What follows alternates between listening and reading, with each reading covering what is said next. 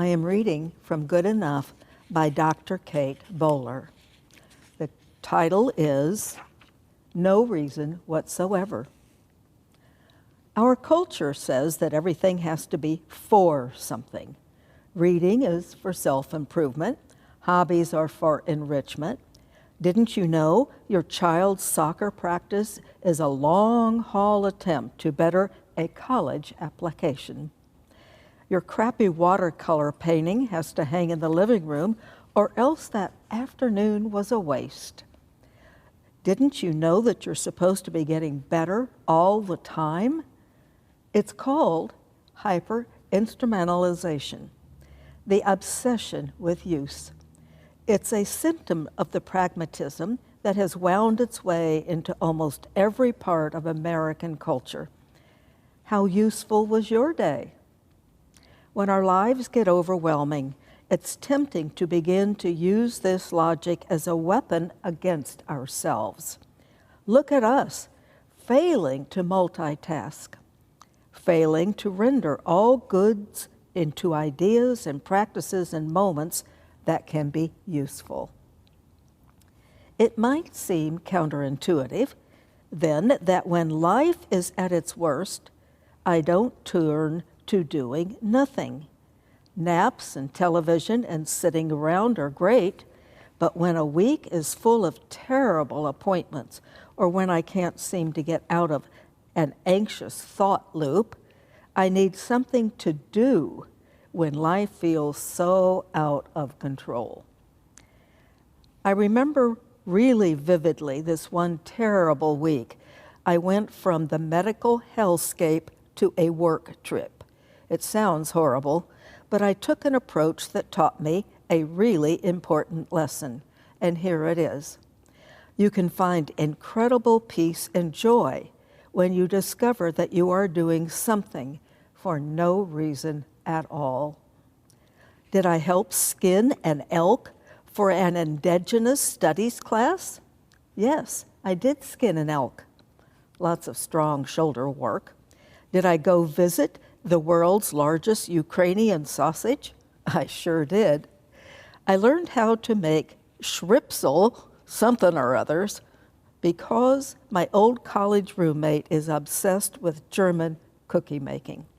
And I watched a soloist hammer out the chords on her guitar in a park like she didn't care if any person on the planet wanted to follow her on Twitter. I have always said that I don't have hobbies, I have friends. And maybe I don't need to be bird watching much on the side, but I do need to cultivate a habit that my friends have already figured out. Just trying feels so good. My husband plays defense on an intramural hockey league because when he tried out, he was one of the only people who could skate backwards. I wish I could explain to non-Canadians just how funny that is.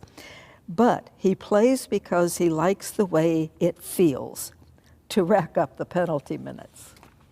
My friend Will was recently found in his garage using a saw to cut out a wooden snake because he decided the house was missing something, wooden snakes. So maybe today you need permission to do something for no reason whatsoever. Bake the cookies your great aunt used to make, even if they don't turn out perfectly. Read a poem out loud with a fake Swedish accent. Lie in the grass and form cloud animals or dream up new constellations. Take a drive to the nearest roadside attraction and please report back. Take up whittling or learn to cross-stitch an inappropriate saying onto a pillow. Remember, we are not aiming for perfect. We're just trying to remember to ask ourselves, how does it feel to try?